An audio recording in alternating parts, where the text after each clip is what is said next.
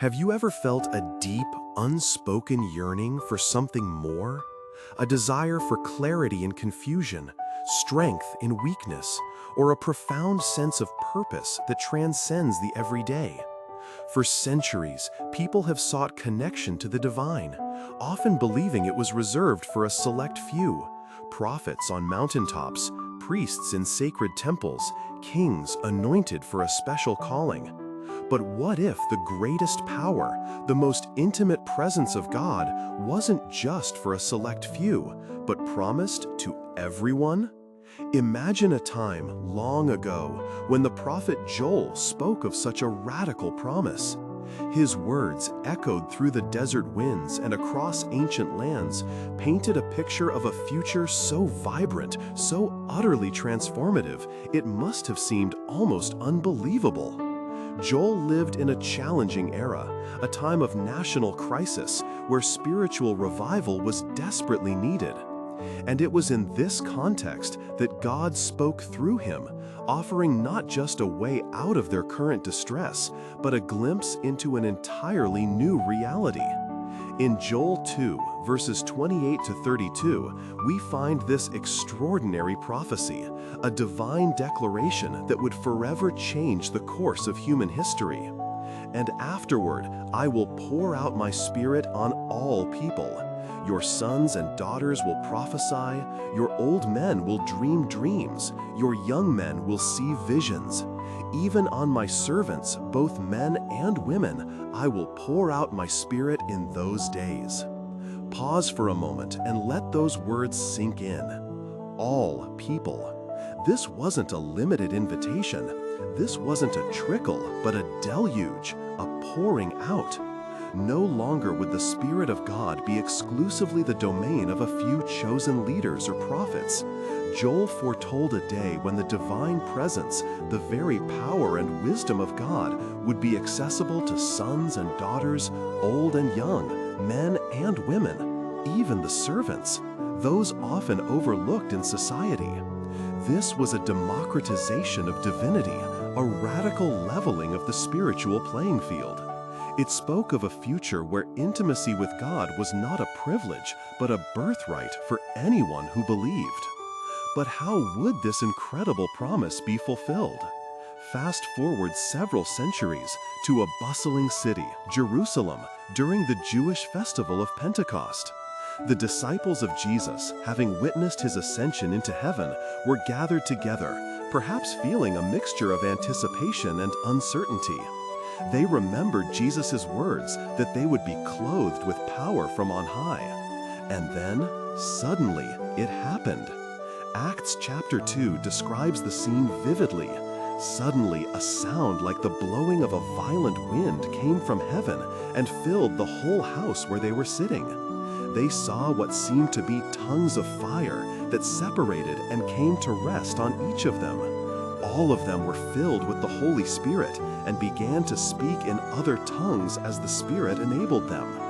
Imagine the awe, the wonder, the sheer disbelief turning into glorious realization. This wasn't just a quiet spiritual experience. It was a public, undeniable demonstration of God's promise. People from all nations gathered for the festival, heard their own languages being spoken by these ordinary Galileans, recounting the wonders of God. And in response to the bewildered crowd, Peter stood up, filled with a boldness he hadn't known before, and declared the profound meaning of what they were witnessing. He didn't offer a new philosophy or a complicated theological treatise. Instead, he simply quoted Joel. No, this is what was spoken by the prophet Joel. The fulfillment was undeniable. The Spirit poured out on all who were there, not just the inner circle of apostles, empowered them to speak, to understand, and to share God's message with unprecedented clarity and power. It was the birth of the church, not as an exclusive club, but a dynamic community empowered by God's Spirit. Joel's prophecy continues beyond the pouring out of the Spirit, speaking of cosmic signs, the sun being turned to darkness and the moon to blood, leading to a profound and ultimate declaration. and everyone who calls on the name of the Lord will be saved.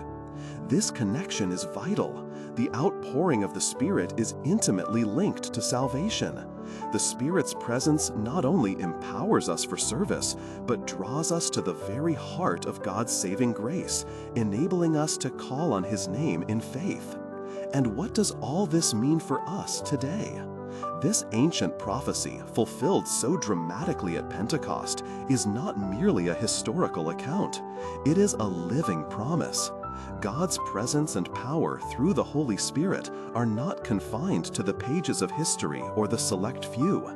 They are available to you, to me, to all people who call on His name. This means that you don't need to strive to earn God's Spirit. He has already poured out. Your role is to be open, to be receptive. It's an invitation to cultivate a deep relationship with the Holy Spirit, to listen to His gentle leading, to rely on His strength when you feel weak, to trust His wisdom when you're uncertain, and to embrace the spiritual gifts He desires to impart for your life and for the good of others. This divine indwelling also empowers us with boldness. Just as Peter, an ordinary fisherman, was transformed into a powerful preacher, so too can we, by the Spirit, find the courage and conviction to share God's message. When we understand that the power isn't ours, but God through His Spirit in us, the fear of inadequacy diminishes and a holy confidence takes its place. So, perhaps today is an invitation for you, an invitation to lean into Joel's ancient promise, to remember its powerful fulfillment at Pentecost, and to truly embrace the reality that God's Spirit is living, active, and fully available to you right now. Be open to His work in your life. Allow Him to guide you, empower you, and lead you to be a bold and confident voice for His truth in a world that desperately needs to hear it. What does Joel's prophecy mean to you?